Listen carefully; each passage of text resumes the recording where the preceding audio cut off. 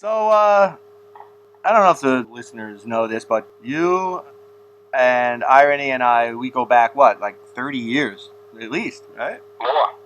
More. Like about 34 years now. Yeah, because we met in kindergarten. Yes. Yes. We were 18 at the time. Yes, kindergarten was the best 11 years of my life. I knew if I could just screw up some of those little drawings of boats year after year after year, they'll keep me back forever. I dominated dodgeball. I dominated nap time. I dominated Miss Crabapple. In the cloakroom. I remember that. It wasn't pretty. Why do they call it a cloakroom? I don't know. So you wore a cloak? Well, I did. You did. You wore a cloak. I was a baron. I was Baron Von Hat. And I think I went through a monocle cane period for a while. You did. You did. It was a tough neighborhood.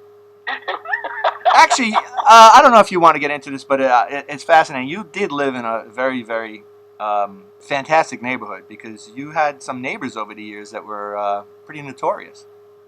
We had a strange neighborhood. It was sort of a fishing community / blue collar worker community / mob community.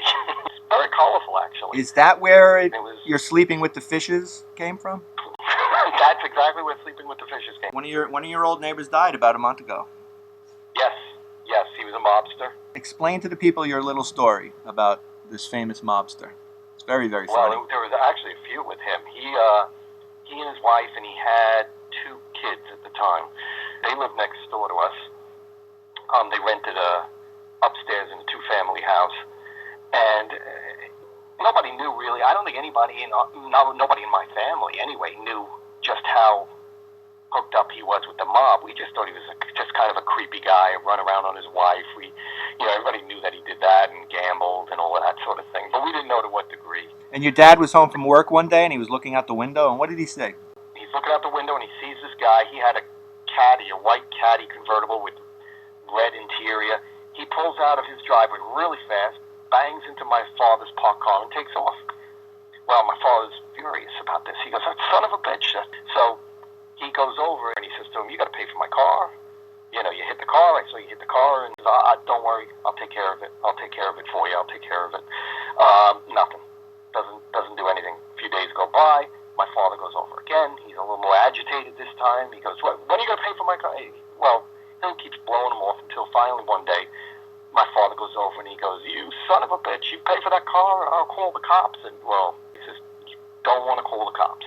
You don't want to call the cops." And I guess kind of startled my father a little. So he never got the money. I think one day, not long after that, we looked next door and there's some people moving in. They were gone already. They took off. And my father's furious that he never got the money from the guy. Well, years go by, decades actually, and my mother and father decide they're going to go to the movies. They want to go see that new Scorsese picture, Goodfellas. So they go. He goes to the movies with my mother, and he's realized this is Henry Hill. And my mother told me afterwards, she said she turned at one point and looked at him, and his eyes were so big, it was like his face was one big giant eye looking at this movie. And he leans over to her. He's startled. He's scared, senseless. He leans over to her. He goes, "Holy shit." He goes, "You think he's still pissed at me about bothering him about the car?" It took 2 days to thaw him out just to do the autopsy. And, Karen was kind of hot in the movie. What did Karen look like in real life? She had beautiful eyes. Yeah. That little line in the movie is right on the money. He says she had eyes like Elizabeth Taylor. She really did. Even when I was a kid, I looked at them and they were pale blue, almost like a husky. Yeah, too bad she was husky. She was husky. Oh, she was huge. Was she huge? She was wide. She was very wide. Well, that doesn't necessarily make someone unattractive. No, she had from what I remember, she had a pretty face. She had really pretty eyes. I do remember her being very nice, though. She was very nice to me.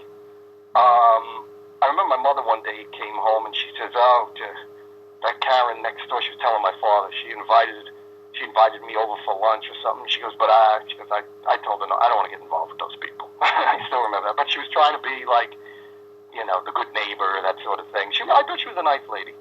Did you ever hear Karen say, "Janice Rossi is a whore"? Now, here's something that people are not going to believe, because The longer we talk, they're going to be like, these guys are making this crap up. Yeah, yeah. But we knew Janice Rossi. Yes, we knew the actress. The actress who played Janice Rossi, who was also the actress in Seinfeld, who plays the prostitute. The prostitute, yep.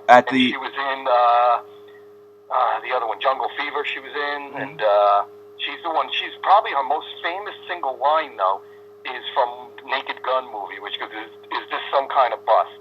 Yeah, so. That's funny. And she sadly passed away. She passed away at age 39. And I believe it was from a heart infection following some dental surgery. No, from a pedicure. A pedicure. Worse. Yep. Worse yet. Yeah, all right. Pedicure. So she got a pedicure and she got a staph infection in her blood. Yeah. And what is that called? I think it's called endocarditis. Endocarditis. She was a nice girl. She was a very nice girl. She was very friendly. She was very pretty. She was nice. She was very nice. So living on the other side of you was Triumph, the insult comic dog. Yep. He lived. You had Henry Hill's house, and then the house right next to that, Robert Schmeigel. Mm-hmm. And what I remember about him was, of all the friends that I had in the neighborhood, he was the singularly most unfunny kid I ever met. He was not funny. He was saving it up. Yep. His father is super, super wealthy. He invented some sort of dental machine, or I don't know what it was. He invented something. A dental machine. That's a little too sophisticated for our audience. I think Triumph, the insult comic dog, is one of the funniest things on television. I think it's hilarious. And you had another brush with weirdness. And speaking of Saturday Night Live, weren't you on a Saturday Night Live person's hit list?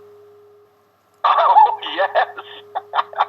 Weren't you targeted for assassination by someone on Saturday Night Live? Yeah, and one of the unfunniest guys on Saturday Night Live, too. Yeah, his girlfriend, they had broken up, and then I started going out with her, and he wanted to kill me, actually. And he could have. He was big. He was a big guy. Can we name him? I guess, yeah. Why not? The unfunny comedian who I find awful as a comedian. Awful. I've never, ever laughed. I think he's terrible. So he came to her apartment, and from what I understand, he came with a gun, but he fell asleep on the roof waiting for you? I don't know if he had a gun or what I don't know that he had a gun. I think he didn't need a gun to kill me. It's a better story with a gun, though. He could have brought a roll of gift wrap and killed me with it. You know what I mean? He was a lot bigger.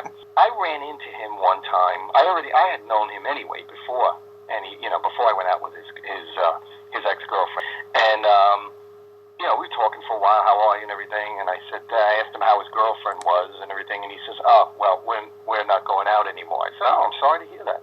He thought that when I ran into him that day, because he had found out then after that I was going out with her, he thought that when I ran into him that day, that I was going out with her already at that point, and that I didn't say anything to him, and that I feigned being surprised that they're not going out. That's what he took offense to. Right. Which would have bothered me, too, if that was the case, but it wasn't the It's case. understandable, because you look like a sneaky guy. Yeah. I work very hard for that look. Yes. And I'm in front of the mirror for hours in the morning trying to perfect the sneaky look. You've perfected it. I've done it, right? Yes, you've done it. You can calm down now.